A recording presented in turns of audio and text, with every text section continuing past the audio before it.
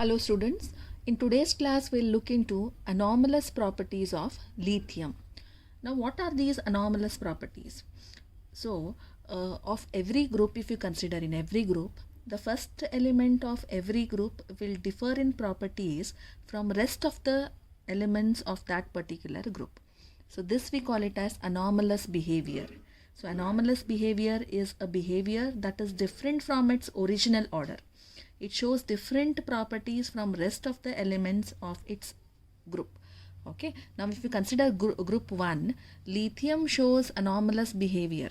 In the sense, lithium is said to be different from its properties from rest of the elements in that group 1. Okay, so why this lithium is showing anomalous behavior, why this lithium is showing different properties from rest of the elements is because of two reasons you can consider. First thing is because of small size. So lithium is very small, so small size of its atom as well as its ion. So first reason why it is showing anomalous behavior is because of the small size of its atom as well as its ion. Second thing is high polarizing power. Now it has got high polarizing power. That is also the reason for showing anomalous behavior.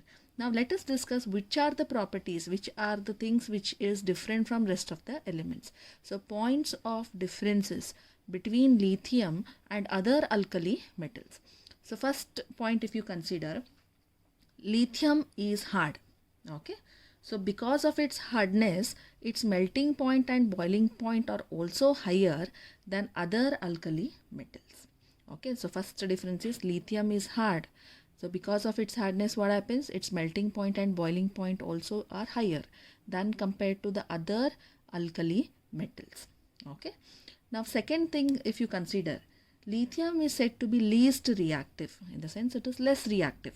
Okay, it is less reactive, it does not give its electron easily, but still it is a strongest reducing agent among all the alkali metals. So among all the alkali metals, if you consider, it is said to be the strongest reducing agent. Okay, so lithium in the presence of air, if you consider, it will form monoxide. So this we know already. Lithium in the presence of air will form monoxide. But the other group members are forming peroxides and superoxides.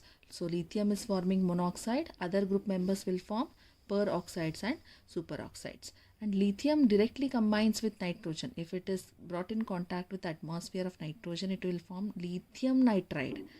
So whereas other group members are not forming nitrides. This also we have discussed earlier. Lithium is forming monoxide. Lithium is forming nitride. Whereas the other group members, if you consider, they are forming oxides of the form superoxide or it may be peroxide. Whereas other alkali metals does not form nitrides. Only lithium is the one which is forming nitride. Okay. Next what we have is lithium hydrogen carbonate. If you consider, it is not obtained in solid form. Okay, so you will not get lithium hydrogen carbonate in solid form, whereas other elements can be obtained in solid hydrogen carbonate. So other elements, if you consider, they exist as solid hydrogen carbonates, whereas lithium hydrogen carbonate, you do not get it in solid form. Okay, lithium chloride. Okay, lithium chloride is said to be deliquescent. Deliquescent in the sense it can absorb moisture, right? It can attach itself to water. Okay, so lithium has got highest hydration enthalpy. That's the reason why its salts are said to be hydrated like lithium chloride 0.2H2O, whereas other alkali metal chlorides do not form hydrates. So other alkali metal chlorides, if you consider, they do not form hydrates. For example, if you take NaCl, so NaCl is not, you do not write NaCl 0.2H2O.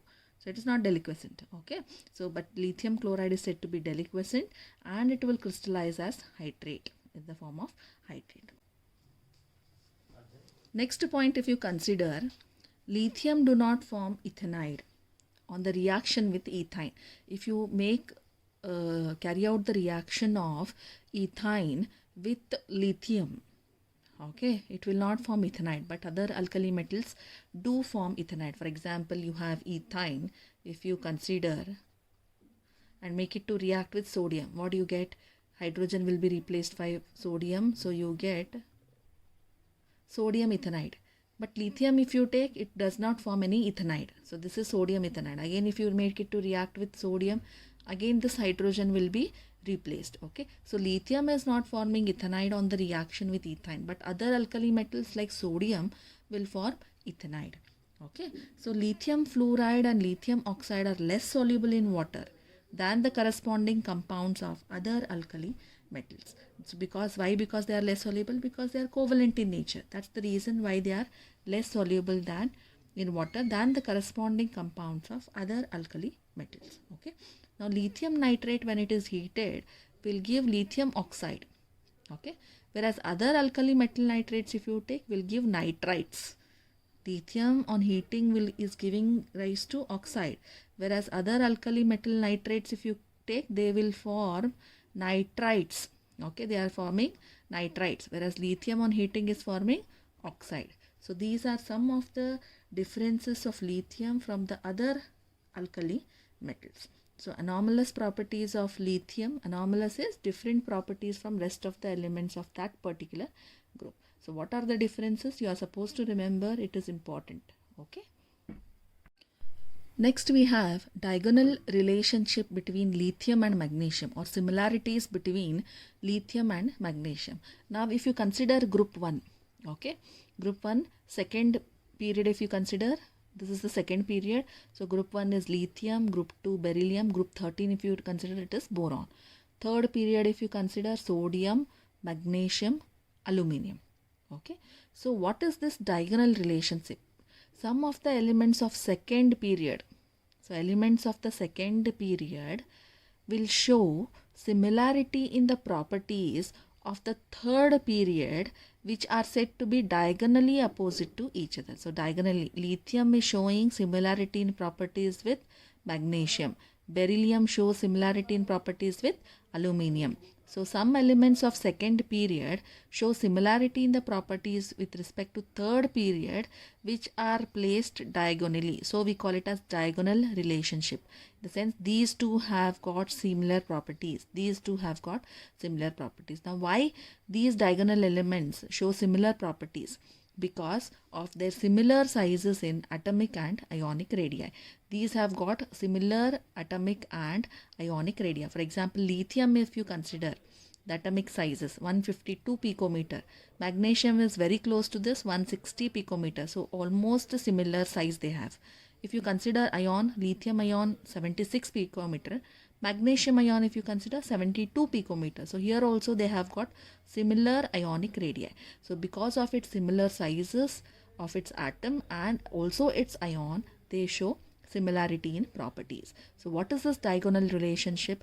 Similarity in the properties of second period elements and the third period elements, which are placed diagonally opposite to each other, is called as diagonal relationship, or similarities of lithium and magnesium, or beryllium and aluminium. Okay, now what are the points of similarities between lithium and magnesium? You are supposed to remember. Now both lithium and magnesium are said to be hard. Okay, they are harder and lighter than other elements in the respective groups.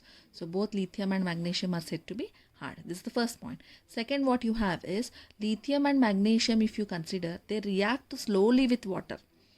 Okay, and their oxides are said to be less soluble. They react slowly with water and their oxides are less soluble. But if you consider the hydroxides, so the hydroxides of both lithium and magnesium will decompose on heating.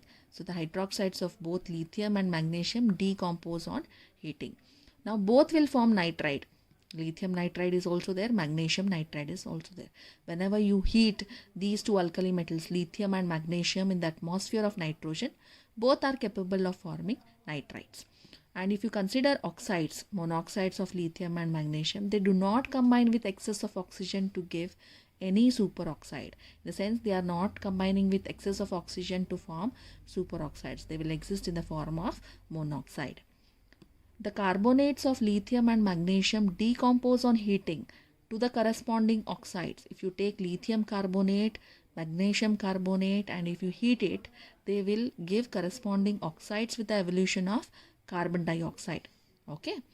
Both lithium and magnesium do not form solid hydrogen carbonates. So they do not exist in the form of a solid hydrogen carbonates. Next, what we have is, because of covalent character, lithium chloride and magnesium chloride are soluble in ethanol.